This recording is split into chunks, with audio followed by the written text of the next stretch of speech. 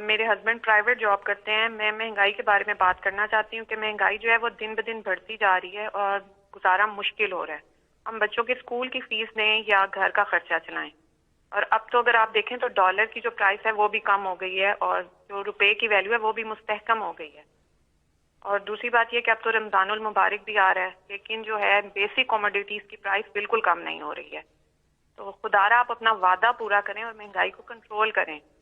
اگر آپ یہ نہیں ہو سکتا تو پھر آپ جو ڈے فرسٹ سے کہہ رہے ہیں کہ آپ کو گھبرانا نہیں ہے، تو پھر آپ ہمیں گھبرانے کی اجازت دے دیں.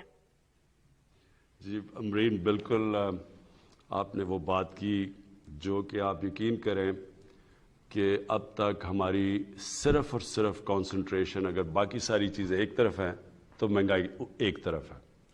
اور مہنگائی کے اندر آپ نے تھوڑا سا سمجھنا ہے، کیونکہ مہنگائی تو کئی چیزوں کی ہے نا.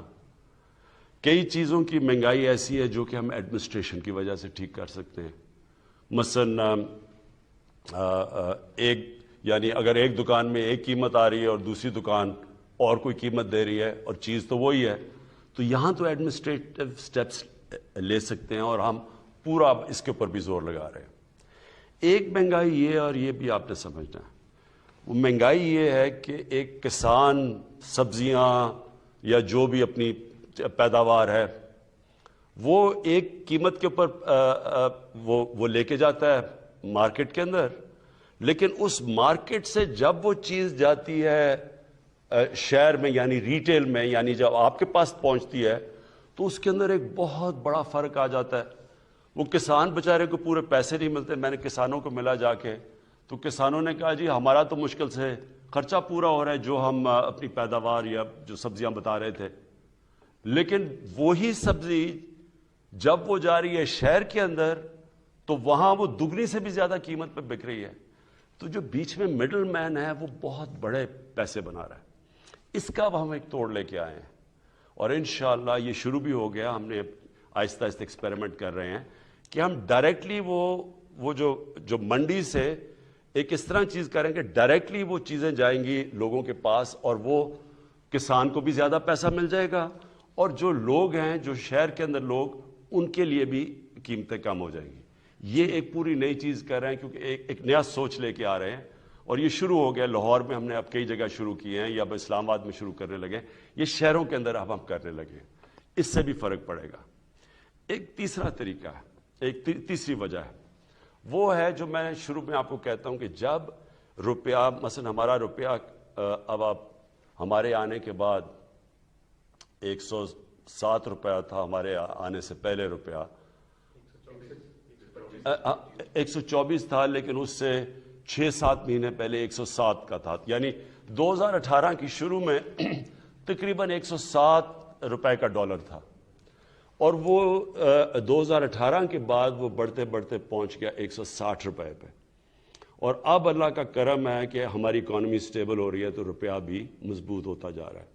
اس کا آپ کو افیکٹ آئے گا. مثلا امیجیٹلی افیکٹ تو آ گیا نا کہ ڈیزل کی قیمت گر گئی، آپ کو پٹرول کی قیمت نیچے آ گئی، تو یہ تو آپ کو افیکٹ نظر آ گیا جب روپیہ مضبوط ہوا. لیکن اس کی جب 107 سے 150 روپے پہ بھی گیا تو اس کا افیکٹ کس کے اوپر پڑا؟ بجلی کے اوپر پڑا. آدھی بجلی بنتی ہے تیل سے، تیل ہوتا ہے امپورٹ. پھر جو بجلی کے سارے کانٹریکٹ سائن کیے گئے ہیں وہ ہیں سارے ڈالرز کے اندر، ہمارے سے پہلے کے کانٹریکٹ سائن کیے گئے ہیں. تو وہ کیونکہ ڈالر کے کانٹریکٹس ہیں وہ ایک دم اس کے اوپر بھی افیکٹ پڑ گیا. جیسے ہی ڈالر مضبوط ہوا روپیہ گرا، ادھر بھی قیمت بڑھ گئی. پھر جب ڈیزل مہنگا ہوا، ساری ٹرانسپورٹ مہنگی ہو گئی، ساری چیزوں کے اوپر اس کا کاسٹ چلا گیا. پھر جو باہر سے ہم چیزیں امپورٹ کرتے ہیں، باہر سے چیزیں سب سے بڑا تو جو عام لوگوں کو آپ کو افیکٹ کرتا ہے گھی. اب تقریباً 70% ایڈیبل آئل امپورٹ کرتے ہیں. تو 70% جو گھی کے اندر جو تیل جاتا ہے وہ امپورٹ کرتے ہیں. پھر دالیں، سب سے افسوسناک چیز یہ ہے کہ ہم نے ابھی تک ایک وہ زرعی ملک، ہم 70% دالیں اپنی امپورٹ کرتے ہیں. تو یہ ساری چیزیں مہنگی ہو گئی. اور ایک اور مسئلہ آیا کہ ہمیں گندم جو کہ پاکستان میں ہمیشہ ہوتی تھی، وہ ہماری آبادی کیونکہ بڑھتی گئی ہے جو گندم پاکستان میں تھی اس کے اندر خسارہ آ گیا. ایک تو بارشیں غلط ٹائم پہ ہو گئی, تو ہمیں 1 سال کے اندر 40 لاکھ ٹن گندم امپورٹ کرنی پڑی. اور اس کے علاوہ گندم امپورٹ اور اس کا سارا امپیکٹ پڑا, یعنی جیسے آپ گندم امپورٹ کرتے ہیں تو وہ مہنگی, باہر سے مہنگی آئی یہاں سے, تو اس کا کوئی امپیکٹ پڑا. تو جو امپورٹس مہنگی ہوئی روپے گرنے سے, ایک وہ ہو گئی. پھر ایک بدقسمتی سے ایک اور چیز ہم نے آہستہ آہستہ انکوائریز میں پتہ چلا. وہ کیا ہے؟ یہاں بیٹھے ہوئے ہیں مافیاز.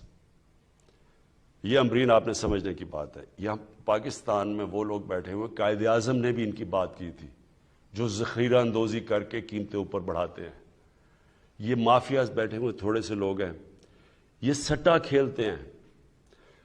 عموماً تو چیز تب مہنگی ہوتی ہے جب اس کی سپلائی کم ہو جائے. مثلا اگر کمی ہو جائے کسی چیز کی, اگر چینی کی کمی ہو گئی تو زیادہ لوگ چینی مانگیں گے, اس کی قیمت اوپر چلی جائے گی.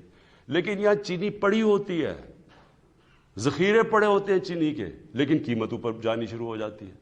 ایک وقت پہ چینی انہوں نے کہا جی اتنی زیادہ ایکسپورٹ کرو, چینی ایکسپورٹ کرنی شروع کی, وہ چینی کی قیمت اوپر چلی گئی.